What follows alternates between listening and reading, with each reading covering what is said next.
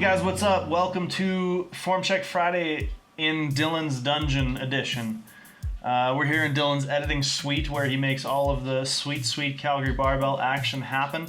And we're going to take advantage of some of this high-tech stuff. We're going to screen record as we form check, and I can show you guys with my mouse exactly what I'm looking at. We can move through frames nice and smooth, and hopefully provide you guys with a bit of a different style of video. Let us know how you like this.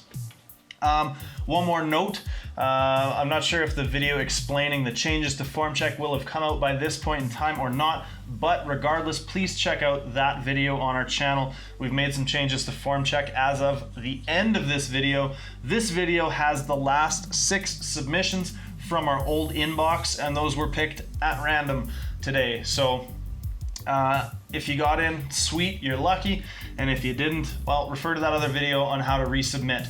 Anyways, let's get right down to it. So our first submission here comes from Andre. Now Andre is doing some sumo deadlifts, as you can see here.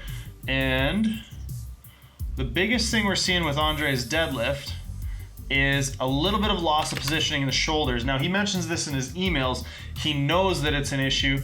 And if we look at his shoulders here, honestly, it's not really that bad. I think we could try to get the scapula down the back a little bit, but back angle doesn't look too bad. Shins aren't too far out in front of the bar, so pretty decent starting position considering that's something he's been working on trying to fix.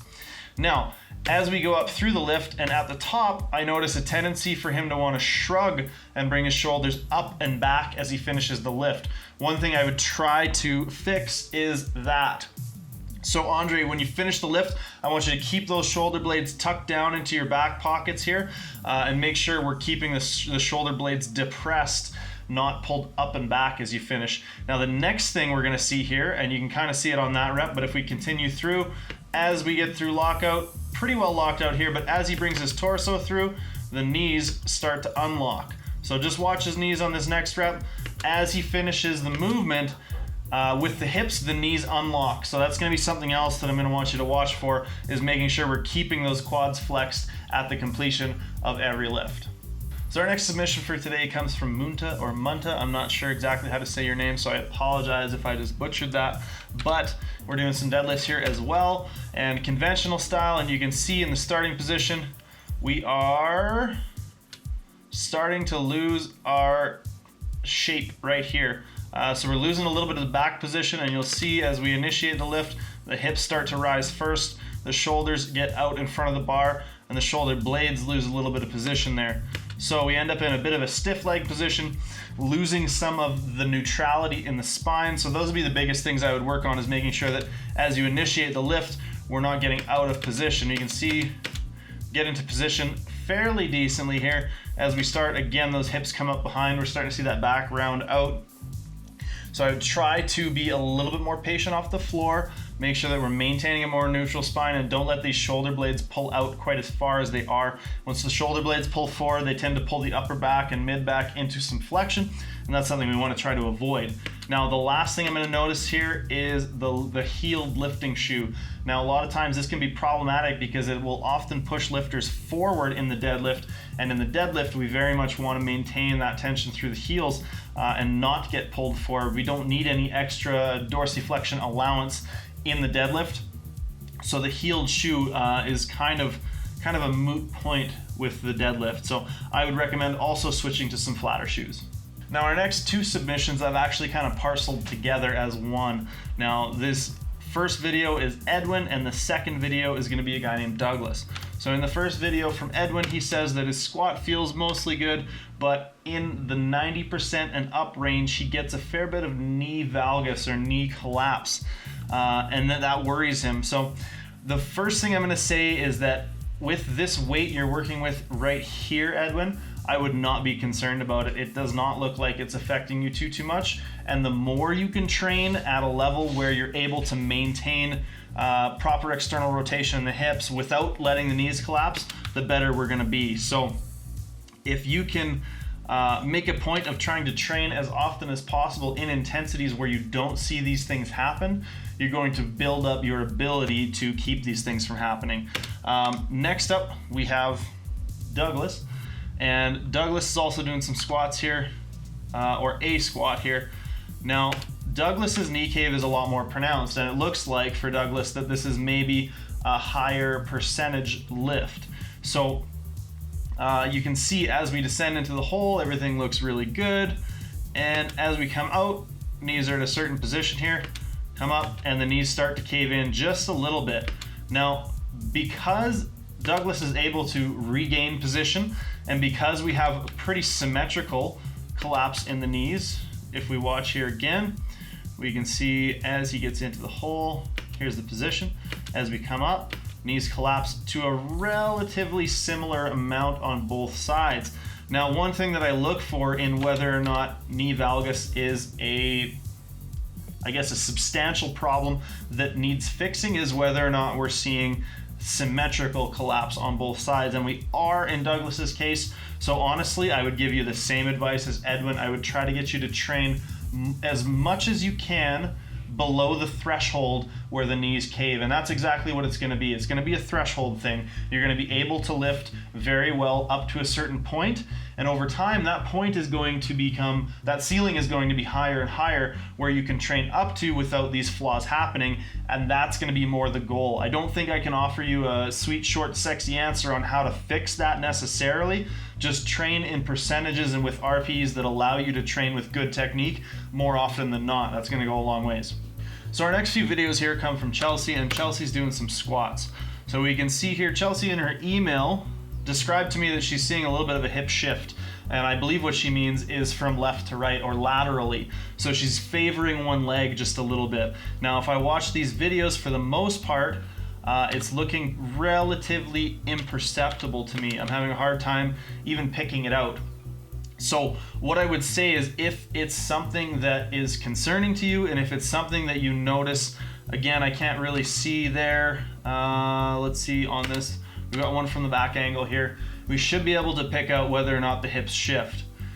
So as she descends into the bottom, we get maybe a tiny little bit onto that right leg. So first off, until it becomes a problem or until it causes you some sort of pain or symptom, I think a lot of times the human body isn't 100% symmetrical. I know I was just talking about preferentially seeing symmetrical knee crash, but in most cases we're going to get a little bit of asymmetry. We're going to get a little bit of hip shifting. We're going to get a little bit of imbalance in our movements. So I think it's important not to hyper analyze or to overlook into very small things like this. So I think in this case we can probably move on without worrying too much about it. But two things that I would recommend if the hip shift worsens or becomes something that's symptomatic and is causing you an issue with your lifting. Number one, I would work on bracing drills and corrective techniques as outlined by Stuart McGill. I'm a big proponent of Stuart McGill's stuff. I've talked about that numerous times on the channel. And the other thing that I would refer you to is Chad Wesley Smith and Quinn Henoch both have a very good video on how to fix the hip shift or their sort of prescription for an athlete with hip shift.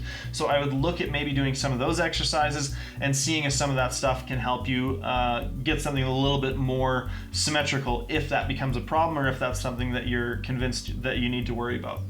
So our second last submission of the day comes from Missy. Now, Missy sent me some squats and sent me sort of a before and after of some things that she had been doing technically to try to improve her lifts.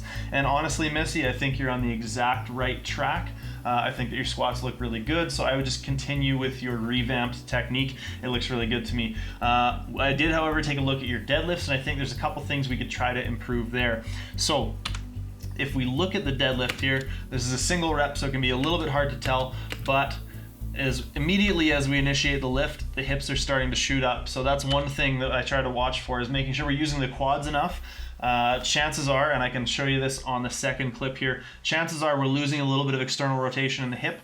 And with the deadlift, that often comes along with a host of other problems where we see the hips start to shoot up and we're losing that sort of upright angle of the torso. So we'll see here, this is the position she's essentially initiating the drive off the floor in. and then this is where the bar leaves the floor, and you'll notice the difference in the angle of her torso.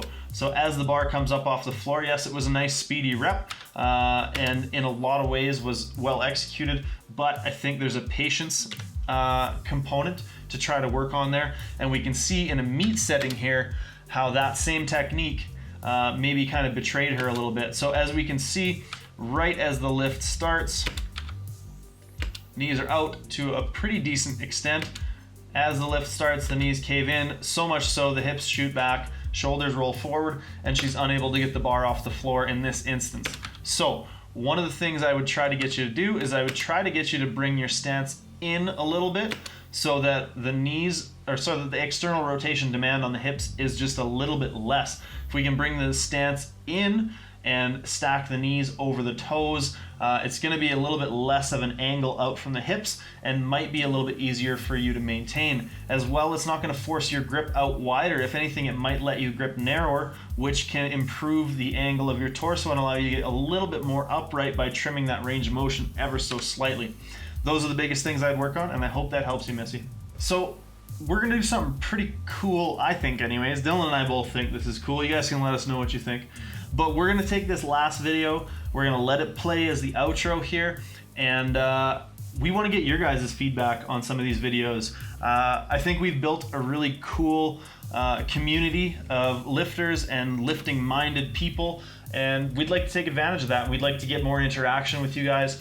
So what we wanna do is we wanna post our 6th video of each form check, and that's gonna be up to the commenters, excuse me, to provide their critique.